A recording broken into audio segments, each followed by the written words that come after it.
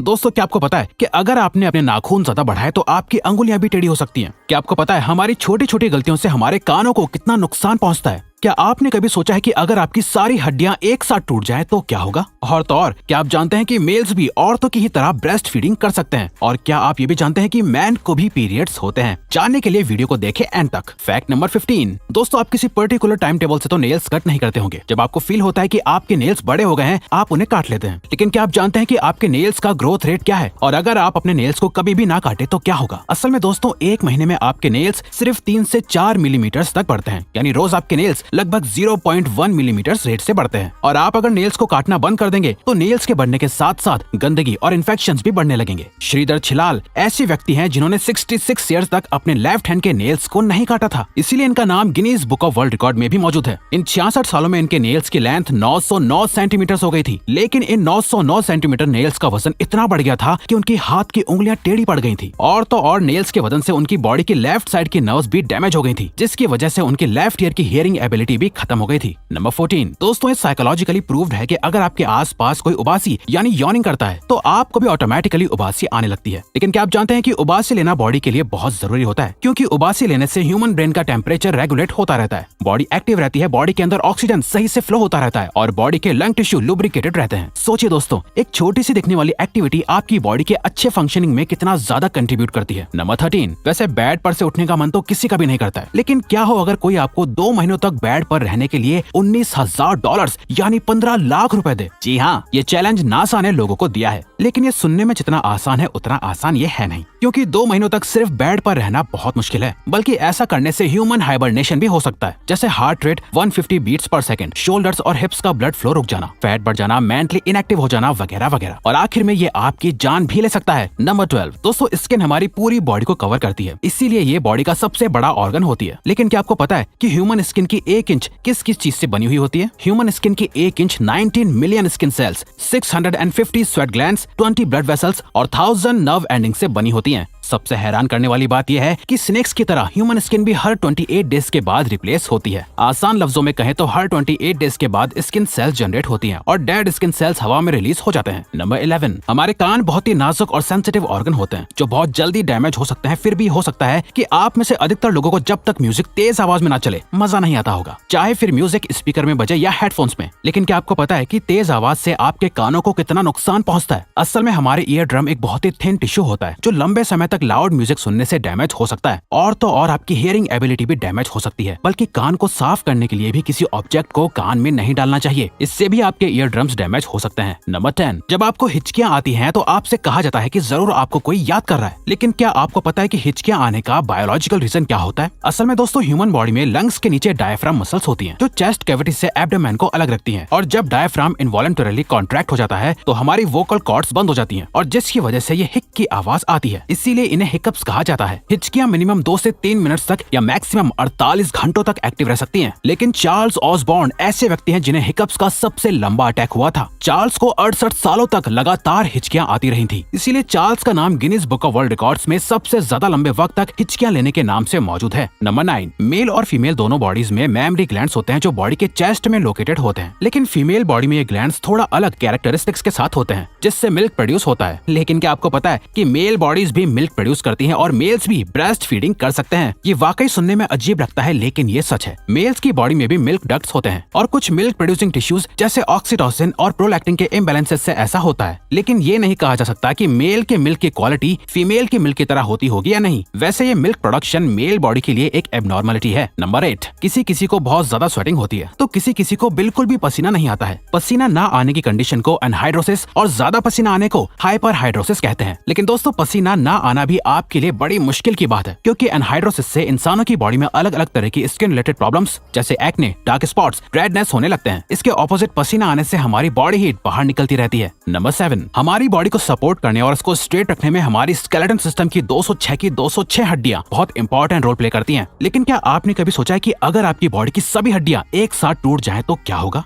जितना ये सुनने में डरावना लग रहा है, असल में भी ये उतना ही खतरनाक होता है। 2011 में एक 22 साल का लड़का एक बिल्डिंग के 9th फ्लोर से गिर गया था, जिसकी ऊंचाई लगभग 100 फीट थी। लकीली उस लड़के की जान तो बच गई थी, लेकिन उसकी बॉडी की सारी हड्डियां टूट गई थी। 3 महीनों के ट्रीटमेंट के बाद भी वो लड़का पूरी तरह ठीक नहीं हो पाया था और न ही उसकी सारी हड्डियां वापस रिकवर हो पाई थी। नंबर 6, क्या आप ब्रेन फ्रीज के बारे में जानते हैं? दरअसल ये एक ऐसी कंडीशन होती है जिसमें किसी भी ठंडी चीज को खाने के बाद इंसान को ऐसा लगता है कि सारी ठंडक उसके दिमाग में जम गई हो। इस ब्रेन फ्रीज कंडीशन को मेडिकल टर्म में स्फेनोपैलेटिन गैंग्लियोन्यूरोलजिया कहा जाता था। वैसे ये कंडीशन ज्यादा डेंजरस नहीं होती। ब्रेन फ्रीज के दौरान बस कभी कभी हेडेक हो जाता है। नंबर 5, ह्यूमन हार्ट बॉडी का एक अहम हिस्सा होता है जो पूरी बॉडी में ब्लड सर्कुलेशन करता है। लेकिन क्या आप जानते हैं कि ह्यूमन हार्ट बिना बॉडी के भी कुछ वक्त तक धड़कता रहता है? दरअसल ह्यूमन हार्ट का अपना एक अलग इलेक्ट्रिकल सिस्टम होता है जो हार्ट को धड़काता है और ब्लड सर्कुलेट करता है। इसीलिए ह्यूमन हार्ट बॉडी के बाहर भी नॉर्मल टेम्परेचर पर कम से कम 4 घंटों तक धड़कता रहता है। नंबर 4, दोस्तों साइकोलॉजी के अकॉर्डिंग हम जब भी किसी को पानी पीते हुए देखते हैं तो हमें भी प्यास लगने लग जाती है। लेकिन क्या आपको प्यास लगने के पीछे के बायोलॉजिकल रीजन के बारे में पता है? असल में जब हम ज्यादा काम करते हैं, भाग दौड़ करते हैं, तो हमें थकान होने लगती है और पानी पीने की अर्ज महसूस होती है। जब हमारी बॉडी का वाटर लॉस हमारी बॉडी वेट के 1% के बराबर होता है तब हमें भयंकर प्यास लगती है, और जब ये लॉस 5% तक होता है तो इंसान बेहोश हो सकता है। इसके अलावा अगर वाटर लॉस 10% तक होता है तो डिहाइड्रेशन की वजह से इंसान की मौत भी हो सकती है। नंबर 3, हमारी नाक हमें सांस लेने में हेल्प करती है। लेकिन ये कहना गलत नहीं होगा कि नोज ह्यूमन बॉडी की सुपर हीरो होती है, क्योंकि दोस्तों ह्यूमन नोज एक फिल्टर, हीटर और मॉइस्चर की तरह काम करती है। असल में ह्यूमन नोज का स्ट्रक्चर छोटी छोटी बोन से शेल्स की तरह बना हुआ होता है, जिसे टर्बिनेट्स कहते हैं। टर्बिनेट्स में ऐसी ब्लड वेसल्स होती हैं जो ठंडी एयर को हॉट, गर्म को नॉर्मल और मॉइस्ट करते हैं, जिसका मतलब जब एयर आपके लंग्स में पहुंचती है तो वो काफी हद तक फिल्टर हो चुकी होती है। नंबर 2, क्या आप जानते हैं कि फीमेल्स की तरह मेल्स को भी पीरियड्स होते हैं? जी हाँ, ये सुनने में अजीब है लेकिन सच है। एक रिसर्च के मुताबिक पूरी दुनिया में 26% मेल्स को मेल पीरियड्स होते हैं। अब मेल्स के पीरियड एग्जैक्टली फीमेल की तरह तो नहीं होते, यानी उन्हें ब्लीडिंग नहीं होती और न ही उन्हें सैनिटरी पैड्स लगाने पड़ते हैं, क्योंकि उनके पीरियड्स हार्मोन्स के ऊपर निर्भर करते हैं। यानी पीरियड्स के दौरान मेल्स का भी फीमेल्स की तरह ही मूड अचानक से बदलने लगता है। पेट में दर्द होता है, चिड़चिड़ापन होता है। डॉक्टर्स की भाषा में इसे इरिटेबल मेल सिंड्रोम यानी IMS कहते हैं। ये सिम्टम्स ज्यादातर 15 से 50 की उम्र के लोगों के बीच देखे गए हैं। फैक्ट नंबर 1, ह्यूमन बॉडी दुनिया में सबसे बड़ी, तेज और मजबूत बॉडी नहीं है, लेकिन ह्यूमन बॉडी के कैरेक्टरिस्टिक्स और उसका इवोल्यूशन ह्यूमन को बाकी एनिमल से अलग और बेहतर बनाता है। ह्यूमन बॉडी की फ्लेक्सिबिलिटी, मसल्स, रिफ्लेक्सेस और सबसे ज्यादा important human brain human body को बाकी एनिमल से बेहतर और सबसे ज्यादा दिमाग वाला बनाता है। ह्यूमन बॉडी का सही पोस्चर, वेट और ब्रेन टेक्निक्स ह्यूमन को हर प्रॉब्लम का सोल्यूशन ढूंढने के लिए काफी है। तो दोस्तों ये थे कुछ अमेजिंग फैक्ट्स। अब अगर आपको ये वीडियो अच्छी लगी और आप आगे भी ऐसी अमेजिंग वीडियोस देखना चाहते हैं तो प्लीज हमारे चैनल को सब्सक्राइब करके ऑल नोटिफिकेशन बेल को ऑन कर दो, ताकि हमारी फ्यूचर वीडियो की नोटिफिकेशन आपके पास पहुंच जाए। So till then keep learning,